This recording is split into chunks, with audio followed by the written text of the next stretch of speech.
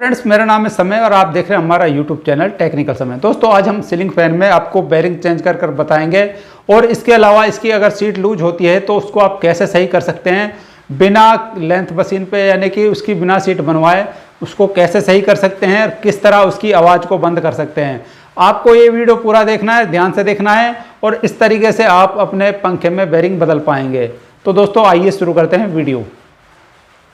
तो दोस्तों, स्क्रीन पर आप देख रहे हैं ये सीलिंग फैन है। सबसे पहले आपको इसको कनेक्शन खोलने हैं और कनेक्शन खोलते समय तारों का ध्यान रखें, कोई वायर वगैरह टूटे नहीं और कनेक्शन जैसे आपने खोले हैं उस तरीके से आपको लगाने हैं। और इसके बाद हम इसकी रोड वगैरह, इसके क्लैंप है जो सारी हटा देंगे। और दोस्तों, ये वायर का आपको ध्यान रखना है, वायर टूटे नहीं। कई बार ऐसा होता है कि वायर टूट जाता है जिससे आपको परेशानी हो सकती है। तो इसके बाद इसके साइड में 3 पेच हैं ढक्कन के, नीचे के जो ढक्कन है इसके। दोस्तों, ये ओरिएंट का पंखा है, समर कूल जो पंखा आता है वो वाला, और ये पुराना मॉडल था। तो ये पार्ट्स इसका अलग हो जाएगा। इसके बाद इसके 3 पेच हैं जिससे इसके पार्ट जुड़े हुए हैं ऊपर नीचे के। इन तीनों पेचों को जब आप खोलेंगे तो इसके 2 पार्ट हो जाएंगे अलग अलग। अभी मैं आपको खोल कर दिखाता हूँ। तो दोस्तों, जब भी आप इसको खोलेंगे तो 3 पेच हैं, 3 पेच खोलने हैं आपको। यहाँ पर देख सकते हैं, जैसे आप इनको पेच को खोल लेंगे तो इसके पार्ट अलग हो जाएंगे, आप यहाँ देख सकते हैं।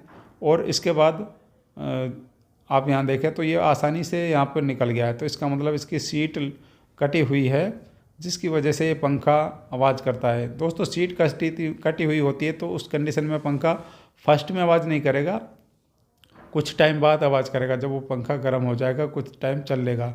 तो सीट की जो प्रॉब्लम होती है तो इससे आप पहचान सकते हैं कि कुछ टाइम बाद जब पंखा आवाज़ करता है तो इस तरीके से सीट कट जाती है। आप यहाँ देख सकते हैं इसकी सीट कटी हुई है। और हम इसका जो ऊपर का पार्ट है इसको भी हटाएंगे। उससे पहले जो इसके आप देख सकते हैं, और इसको साफ़ कर लीजिए। साफ़ कर लेंगे तो बहुत आसानी से निकल जाता है। दोस्तों, अगर टाइट है तो आप इसको ठोक कर निकाल सकते हैं, लेकिन कई बार ऐसा होता है कि बेरिंग सीट में फंस जाता है तो उस कंडीशन में पुलर से निकालना होता है। तो यहाँ पे ये इसका जो बेरिंग है ये भी लूज है ऊपर वाला, आप यहाँ देख सकते हैं।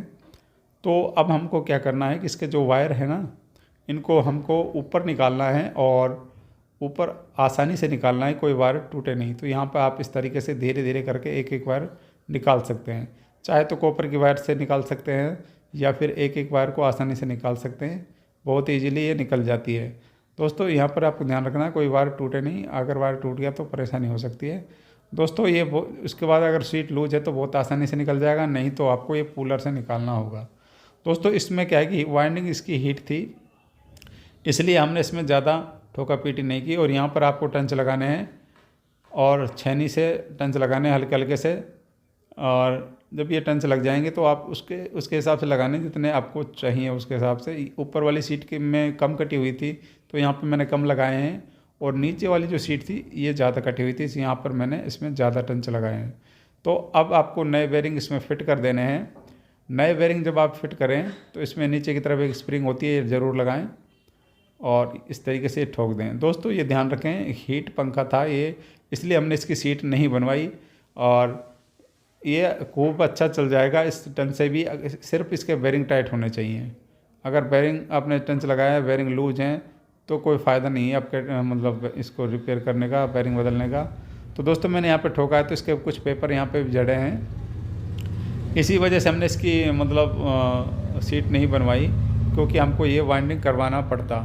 तो दोस्तों, आप यहाँ देख सकते हैं मैंने इसके दोनों बेरिंग चेंज कर दिए हैं और आप यहाँ देख सकते हैं। और अब इसके बाद आपको इसके हर एक पार्ट को साफ़ कर लेना है कपड़े से, अच्छे तरीके से साफ़ कर लेना है, कोई गंदगी वगैरह इसमें बिल्कुल भी ना रहे।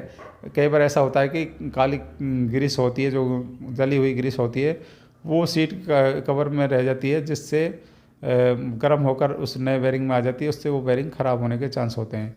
तो यहाँ पर आप इसको इस तरीके से फिट कर देंगे, रिंग लगाएंगे और रिंग लगाने के बाद इसका नीचे वाला पार्ट है जो इसको लगाएंगे। और उसके बाद हम इसके, अगर आपको ये टाइट लग रहा है तो इसमें हल्की हथौड़ी से चोट मार सकते हैं, लेकिन बहुत ज़ोर से चोट बिल्कुल भी ना मारे। तो यहाँ पर ये चोट मारकर ये जब सेट बैठ जाएगा तो इसके 3 पेच है, उन तीनों पेचों को आप कस लीजिए। अब आपने जब पेच इसके आपके कस जाएंगे तो इसको घुमा कर देख लीजिए कहीं कोई आवाज़ तो इसमें नहीं है। तो यहाँ पर मैंने तीनों पेच इसमें कस दिए लगभग, और मैं इसको घुमा कर देखूँगा, फ़िलहाल फ्री है।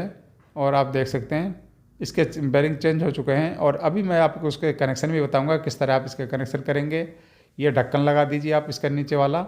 जब ढक्कन आपका लग जाएगा तो इनके पेचों को टाइट कर दीजिए और उसके बाद इसके जो वायर हमने ऊपर की तरफ निकाले हैं तो ये वायर आपको नीचे वापस निकालने होंगे।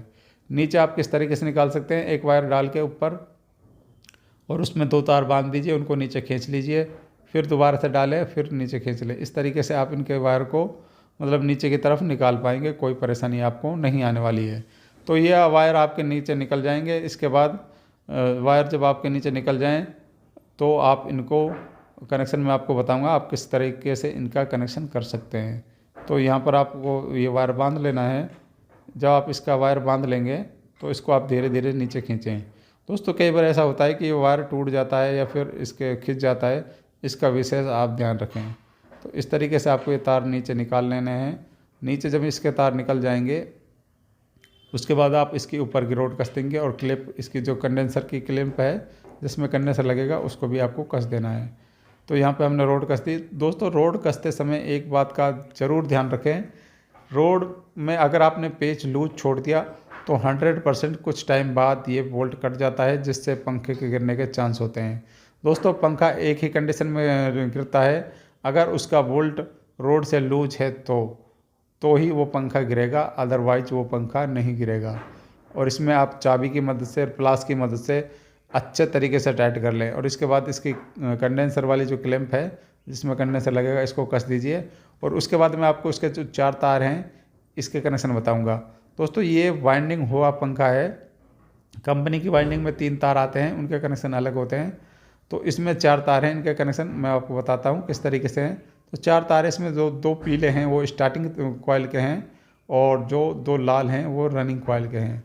तो अब इसको कनेक्शन आपको कैसे करना है, एक स्टार्टिंग और एक रनिंग का एक जगह का आपको कर लेना है एक, बाकी जो 2 वायर बचे हैं इन दोनों में कंडेंसर लगा दीजिए। अब कंडेंसर आपका लग गया है तो अब आपको करंट इसमें न्यूट्रल फेस कौन से तार में देना है।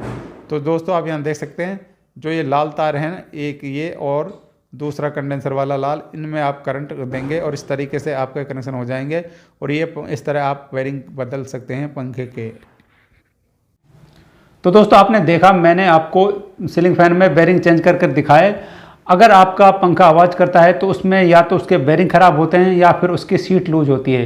तो दोस्तों इसमें इसकी सीट लूज थी और इसके बेरिंग ख़राब नहीं थे, लेकिन फिर भी मैंने इसमें बेरिंग चेंज किए। और इसकी सीट जो हमने इसलिए नहीं बनवाई क्योंकि इसमें इसकी जो वाइंडिंग थी बहुत ज़्यादा हीट हो रही थी। अगर हम इसको मतलब सीट बनवाते तो हीटिंग से मतलब इसमें ठोका पीटी जब हम करते तो पेपर सारे झड़ जाते और जिसकी वजह से हमको इसकी वाइंडिंग करनी पड़ती। तो इसलिए मैंने इसको मतलब टेंच लगा के और चलाकर दिखा दिया है। मतलब नॉर्मली चल गया है, कोई परेशानी इसमें आने वाली नहीं है। अभी ये लगभग खूब चलेगा जब तक कोई परेशानी नहीं आएगी और उसके बाद जब इसमें खराबी आएगी तो हम इसकी सीट बनवा देंगे और उसके बाद इसकी वाइंडिंग कर देंगे। तो इस तरीके से हम इसमें बेरिंग बदल सकते हैं और इसके अगर हल्की फुल्की सीट कटी हुई है तो टेंच लगा के इसको चला सकते हैं। तो दोस्तों उम्मीद करता हूँ आपको ये वीडियो पसंद आया होगा। वीडियो पसंद आया तो इसे लाइक करें, शेयर करें। और दोस्तों अगर आप हमारे चैनल पर पहली बार आए चैनल को सब्सक्राइब करना ना भूलें। मिलते हैं फिर किसी नई वीडियो में नए टॉपिक के साथ, तब तक के लिए बाय बाय, टेक केयर।